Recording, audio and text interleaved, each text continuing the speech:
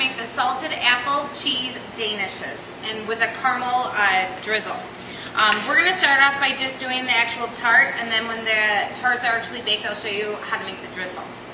Alright, so what you're going to do is we buy what's called puff pastry, and that's going to serve as the bottom part of our tart, or our Danish, essentially, sorry. And they sell them in sheets, or they sell them as these pre-cut little decorative pieces. I could buy sheets, it's a little bit cheaper, but they need to be worked with when they're frozen, or they're very, very sticky. When puff pastries cook, they rise, and I don't know if you'll be able to see the layers, but after these bake, they're going to puff up a lot. So to buy the pre-cut ones, it makes it a lot easier, because essentially you put your filling in this little circle, and then you arrange whatever your topping is. So in the case of this Danish, we're going to do the apple. So we put a little cheese here, arrange our apple, they cook, they puff up like golden brown, and then we drizzle them with the salted caramel. Okay? So let's get our filling made.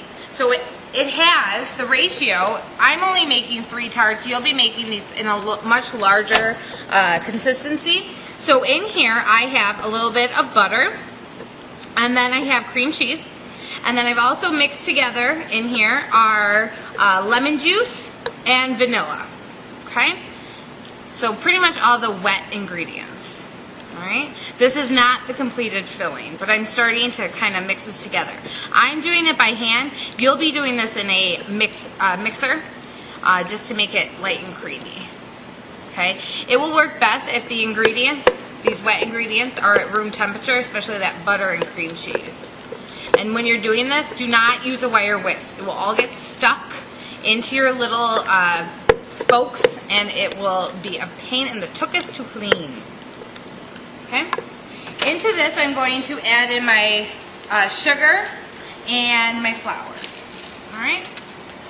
Put that right in there. And this is just going to help firm up that cheese mixture when it cooks from the flour. This flour provides structure, so this helps it firm up. And then the sugar is going to help with the golden brown and add, obviously, flavor. So I'll be right back. Alright, so we're back, and I've mixed together the filling, and it's perfectly nice and smooth. You want it nice and spreadable. Alright, so I'm going to set this off to the side. Alright, so the next thing we're going to do is prep our apple. You're obviously going to be using much more apple, so you can use the apple peeler or quarter slicer. But since I'm only using 1 apple, I'm going to do it by hand, just so you can see how to do that. I peeled the apple. We're using a Granny Smith apple. Granny Smith apples are awesome for baking. They have a tart texture or flavor, and they have a nice firm texture. So when they bake, they hold their consistency. They don't get mushy, and then because they're tart, when you put the caramel drizzle on, it kind of balances out the flavors. Okay, so you're going to cut this right in half, alright, and then we're going to quarter it, just like so. So you don't want that, obviously, so you're just going to cut that off, alright, and then you're going to cut very, very, very thin slices, because you're going to fan them out on the Danish so that they look pretty. Okay. Just like so. So that should be, I'm going to do a little more just so I can fill up my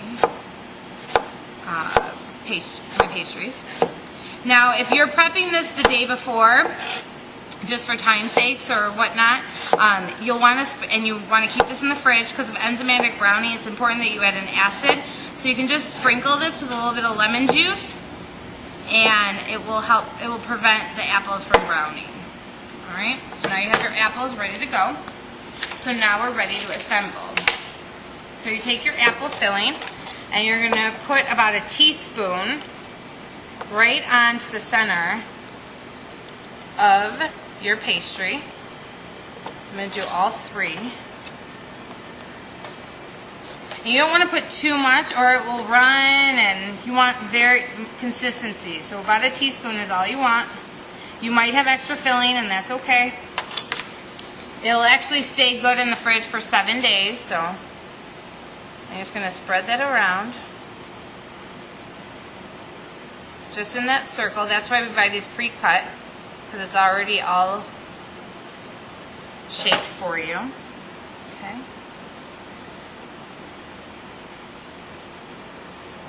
Just like so.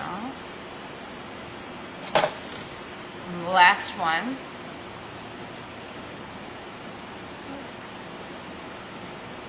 Alright.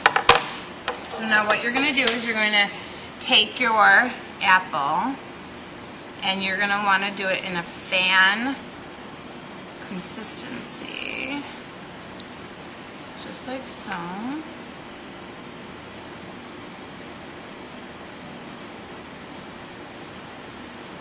Alright, and you can kind of get creative. The important thing is that they all look the same. Alright, you don't want some with, you know, one apple peel or apple piece and then others with a bunch, and they all should look the same for consistency. Okay. And then the last one.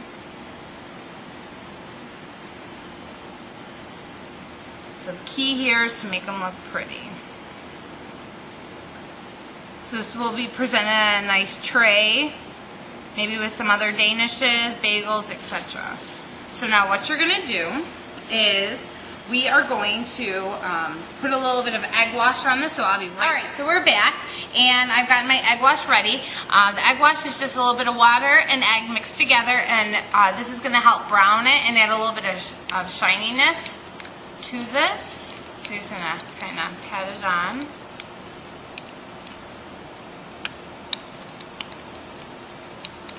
If you don't have your pastry brush, you can always put on gloves and kind of just dab it on with your fingers. Just make sure you wear gloves. Okay, you want to make sure you get the edges. Okay, and then you're going to bake this in the oven at 350 degrees, and it will take about 10 to 15 minutes. So I'll put that in the oven now, and I'll show you them when they come back. Hello, today I'm going to show you how to make the caramel drizzle, salted caramel drizzle for your apple Danish. So the first thing you're going to do is over a medium heat, so we're going to do it on about a 5, and I'm doing this in a small saucepan. You'll be making a much larger batch of this for your apple Danish, so you can do yours in a larger saucepan. You're going to add in your water, and I'm making a smaller amount, as I said, so the ratio is going to be a little different for you. And your granulated sugar, okay? And this is going to take a little bit of time. So essentially you're making like almost like candy, which is what you learned in your pastry chef class. So now what we're doing is we're just going to melt that sugar and that water together. And as you can see, the sugar did not dissolve into the water because there wasn't that much. So to make sure that this becomes a liquidy consistency, you have to heat it. All right? So we'll be right back when it's at the right consistency. Alright, so this has been cooking. So now at this point, you can see that there's you can see it on the sides, and it can't really take any more. So now we're going to add in our cream, and at this point you want to stir it constantly. Alright. Until all of that sugar mixture dissolves. So you're going to scrape down the sides, and we're pretty much almost there. So, and then to thicken this up, you're just going to add in, and this also adds flavor, your butter and your salt. Alright, then you're going to put this in a liquid measuring cup and wait until the apple Danish comes out of the oven, and then you're going to drizzle this right on the top, so it adds another dimension of flavor. Alright, so I'll show you that when the apple Danishes are done. So, just so you know, I skipped a small little step.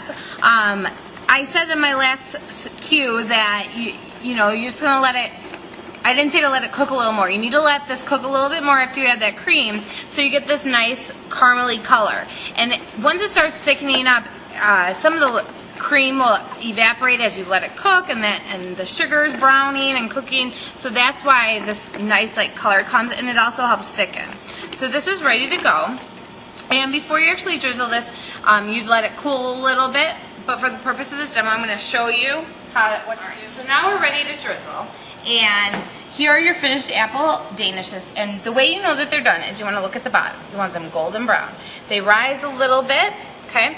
Now you can look at my apples and you can see like, oh, it's a little thick. Okay. So then you just, you know, cut it a little thicker. You can kind of, I took a little piece off. You just, if you think you need to take a piece off, you can kind of just pull that apart if you think, just for presentation. No one will even know.